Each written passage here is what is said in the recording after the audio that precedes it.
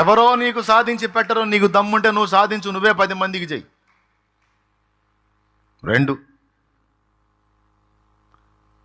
ఎవరో భక్తి సాధనకు నిన్ను రేపరో, ఇంకా చెప్పాలంటే నిన్ను చల్లార్చే వాళ్ళు ఉంటారు, దిగజార్చే వాళ్ళు ఉంటారు, ఆత్మీయతలో భక్తిలో నిన్ను వెనక్కి లాగే వాళ్ళు ఉంటారు. నీకు దమ్ముంటే, నీకు చేతనైతే దేవుని పాదాలు పట్టుకొని గోజాడుకొని నువ్వు భక్తిలో నిలబడు, 10 మందిని నిలబెట్టు. నువ్వే రేగు, 10 మందిని ఆత్మీయతకు భక్తికి రేపు. నన్ను ఎవరు ప్రోత్సహించేవాళ్ళు లేరు. నన్ను ఇంతకుముందు ప్రోత్సహించేవాళ్ళు కూడా ఇప్పుడు నన్ను పట్టించుకోవటం లేదు. నేను ఒంటరి కత్తెన అయిపోయాను, భక్తి సాధనలో వెనకబడిపోయాను, వెనకబడ్డాను. నేను అంతకుముందు నన్ను ప్రోత్సహించే బ్రదర్ నాకు అలవట్లేదని ఇంకో బ్రదర్ అంటాడు. బ్రదరు ఏదో కొంతకాలం తోడై ఉన్నాడు, వెళ్ళిపోయాడు, మంచి కదా. కానీ నిరంతరం నీకు తోడై ఉండేవాడు దేవుడు కదా.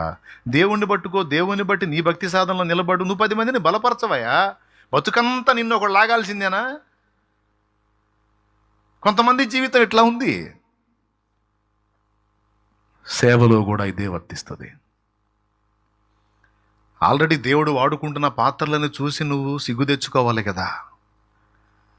వాళ్ళు కష్టపడ్డారు, దేవుని పని ఎలా చేయాలో అలా చేశారు, క్రొత్తగా ఆలోచించారు, దేవుని విషయంలో వినూత్నంగా ప్రయత్నించారు, విశ్వాసులకు ఎలాగ ఏ విషయాలు అవగాహన కల్పించాలో కష్టపడి అన్నీ సిద్ధపరచుకొని ఒక్కొక్క మెట్టు ఎక్కుతూ ఈరోజు అనేక మంది దైవ సేవకురాళ్ళు దేవుని కొరకు, అనేక ఆత్మల రక్షణ కొరకు వాడబడుతున్నారు. వాళ్ళని చూసి ఇప్పుడు లైన్లోకి వచ్చే వాళ్ళు కనీసం సిగ్గు తెచ్చుకోవాలి కదా, ఛాలెంజ్ తీసుకోవాలి కదా.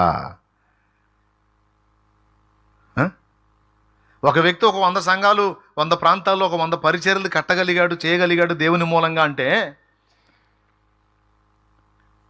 తిని నిద్రపోతే అది చేస్తాడా? అది జరిగిద్దా? అది నువ్వు తిని ఏదో లింగులింగమంటే ఒక సంఘం కట్టి ఒక సేవ చేసి ఇంతవరకు మామ అనిపించుకుంటే నువ్వు ఎలా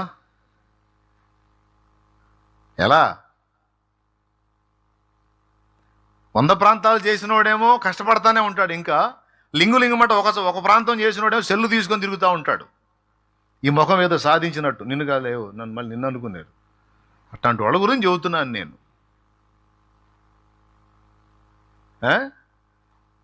సాధించింది లేదు, సచ్చింది లేదు. ఏదో పెద్ద అంతా గడించినట్టు, ఏదో అంత తలబండిపోయినోళ్ళలాగా సెల్ ఫోన్ తీసుకొని ఇక నాకేం పని లేదు, కాసేపు టైంపాస్ చేయటమే అనే దిక్కుమాలిన స్థితికి దిగజారిపోయిన ఈ యవనస్తులుగా కనపడుతున్న ముసలోళ్ళ గురించి ఏం చెప్పేది మీకు నేను? ఒకడన్నాడు, కొంతమంది కుర్రవాళ్ళు పుట్టుకతో వృద్ధులు.